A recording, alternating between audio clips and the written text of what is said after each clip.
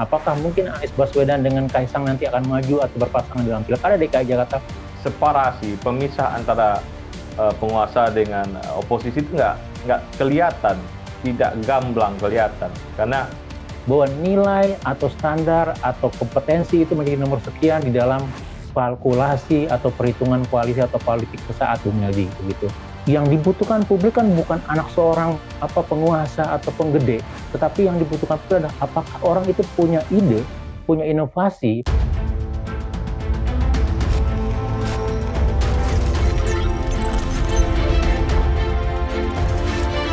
jumpa lagi scan bersama Bung Firdaus Ilyas.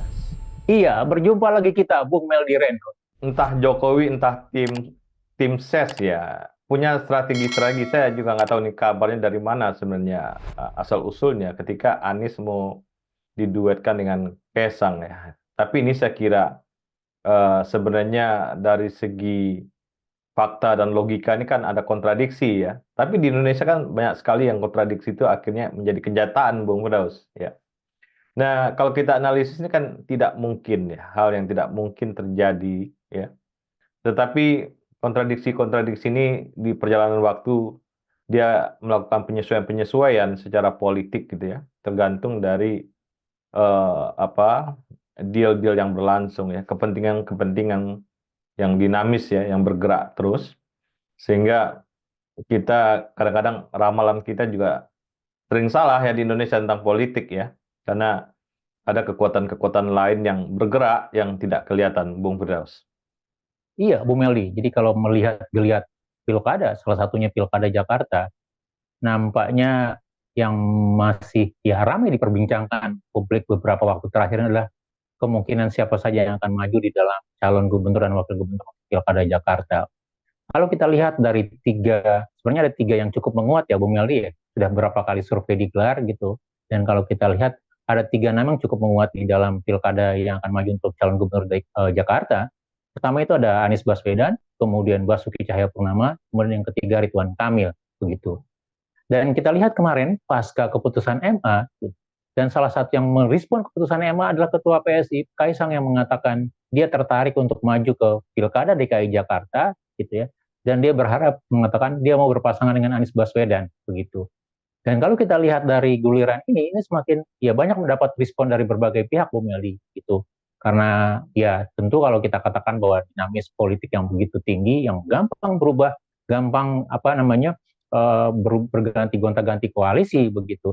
Dan kalau kita lihat Kaisang sebagai seorang putra dari Joko Widodo tentu memiliki ya nilai lebih, ya entah itu karena popularitasnya, entah itu karena kekuasaannya, entah karena bapaknya atau karena anak muda dan segala macam gitu. Dan kita lihat Pak Anies juga mengatakan ketika kemarin dia menyambangi kantor PKB mengatakan bahwa semua terbuka termasuk berpasangan dengan Kaisang gitu. Tetapi kalau kita mau coba runut-runut ke belakang lagi misalnya, apakah mungkin seorang Anies Baswedan yang notabene merupakan mantan kandidat capres gitu ya, yang berhadapan vis a vis dengan Prabowo Gibran gitu ya, dalam berbagai latar, dalam berbagai diskusi ataupun konfrontasi di dalam ide-ide tentang pembangunan gitu ya. Kita melihat ada kontra-kontra yang mungkinkah itu akan berubah di dalam pilkada DKI gitu. Jadi satu kalau kita lihat dalam sisi konsistensi atau kelurusan statement dari seorang figur per figur misalnya. Kalau kita lihat tentu ini juga akan menjadi pertanyaan, apakah Pak Anies akan melakukan semacam perubahan dari sisi nilai atau apa sehingga mengatakan oh ya bisa menerima pada akhirnya Kaisang sebagai bagian atau kandidat pasangannya di dalam pilkada DKI Jakarta begitu. Atau kalau kita lihat dalam sisi nanti permainan atau koalisi dari partai-partai politik yang akan mengusung mereka begitu. Karena pilkada DKI Jakarta tidak terlepas dari strategi pilkada di daerah lain. Sebagai contoh gitu ya, Ridwan Kamil yang di sebagian koalisi ingin mengemplotnya untuk DKI Jakarta, padahal kalau kita bicara ceruk dan kemungkinan, probabilitas, Ridwan Kamil itu sangat kuat untuk Jawa Barat. Tetapi Gerindra sangat ngotot untuk memasukkan Ridwan Kamil di Jakarta dengan harapan gitu ya, bahwa di Jawa Barat akan muncul Deddy Mulyadi, kandidat yang diusung oleh Gerindra, Bu Meli. Jadi sekali lagi kalau kita lihat dalam konteks siapa akan berpasangan siapa, terutama apakah mungkin Anies Baswedan dengan Kaisang nanti akan maju atau berpasangan dalam pilkada DKI Jakarta, kemungkinan itu masih sangat terbuka dengan berbagai sisi atau berbagai spekulasi dalam analisis kita, Bu Meldi. Politik Indonesia itu sangat-sangat ini ya, sangat ada upaya-upaya atau ada gerakan-gerakan yang menjadi sebuah fenomena tukar guling, Bung Firdaus ya. Dia mendapat apa di sana, dia memberikan apa di sini gitu ya.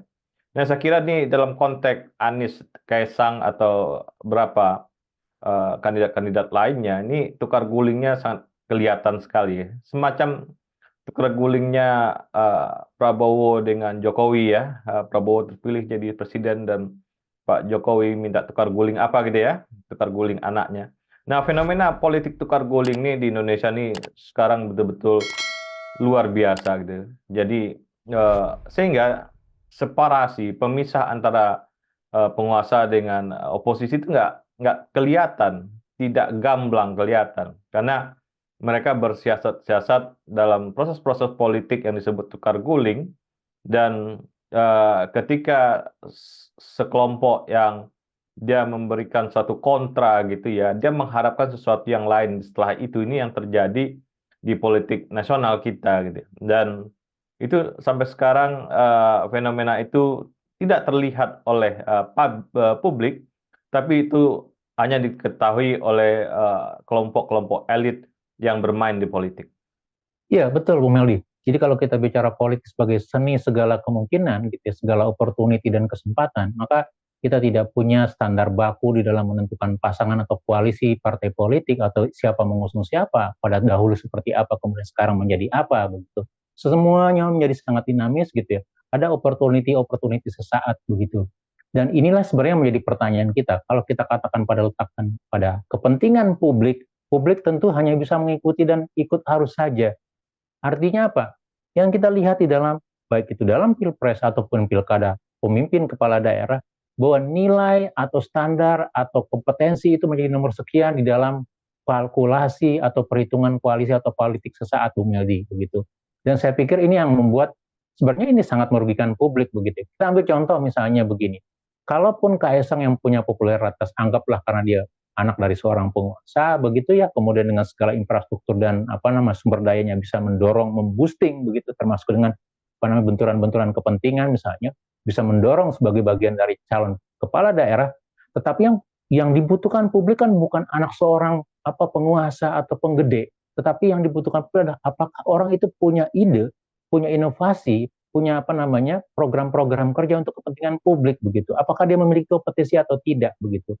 Dan kalau kita mau coba letakkan ini kembali, misalnya, seharusnya gitu ya, Anies Baswedan yang begitu berkali-kali baik itu dalam pilkada ataupun juga di dalam pilpres mengatakan bahwa ya, yang didepankan itu adalah narasi, cita-cita, program kerja, keberpihakan. Nah, apakah itu juga akan bisa dipenuhi oleh seorang Kaisang misalnya? Jadi saya pikir ini kan agak lucu begitu. Tetapi karena sekali lagi gitu ya, kita maklum dan paham gitu bahwa Anies Baswedan tidak punya posisi tawar. Karena apa? Yang menentukan posisi tawar pasangan dia siapa adalah partai politik, Bu Meldi, begitu. Ketika dia maju di Jakarta, kemudian maju dalam pilpres, begitu juga untuk pilkada DKI Jakarta berikutnya, begitu. Karena dia tidak punya kendaraan politik yang notabene bisa menjadi bergen. Gitu. Dan ini yang nampaknya yang membuat kalau kita lihat ya, pasti Pak Anies Baswedan juga pasti akan lebih moderat, lebih berkompromi untuk melihat begitu. Nah, tinggal melihat kira-kira dari kemungkinan-kemungkinan koalisi yang lain misalnya. Apakah bisa juga misalnya Ridwan Kamil dipasangkan dengan Kaisang Pangarep begitu ya, sebagai bagian dari koalisi yang bersama begitu, artinya ada kepentingan atau deal-deal yang bisa dilihat begitu. Atau kira-kira dari PDIP siapa yang bisa dimajukan? PKS dan Nasdem juga masih belum bersuara kalau kita lihat untuk DKI Jakarta begitu ya. Jadi dinamisasi di dalam kepala daerah itu tidak bisa kita lepaskan dari kepentingan-kepentingan atau pergerakan pion politik di daerah lain begitu.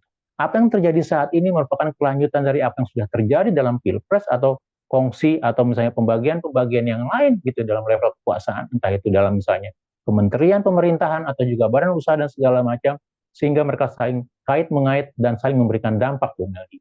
Ya, social engineering ya, itu terlihat sekali selama Pak Jokowi berkuasa, 10 tahun Pak Jokowi berkuasa ya. Ini social engineering ini dengan menggunakan power ya, jadi political landscape-nya Pak Jokowi bisa kuasai, Bung Firdaus ya, dengan teknik-teknik, sebenarnya teknik-teknik yang tidak apa ya, tidak advance gitu ya, dengan bansos apa segala macam. Ini teknik ini terus dipakai ya, dan setelah dia pilpres kemarin sepertinya kayaknya dipakai lagi di pilkada sebelum dia turun di Oktober. Nah, selama faktor ini, parameter Jokowi ini ada, Bung Firdaus, ya apa namanya, kesepakatan-kesepakatan politik di belakang layar ini masih terus berlangsung ya.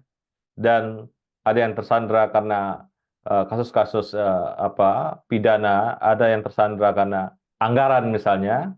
Nah, ini dijadikan sebuah tukar guling yang dilakukan oleh Pak Jokowi dan elit-elit politik nasional, sehingga inilah yang menghambat demokrasi kita selama ini.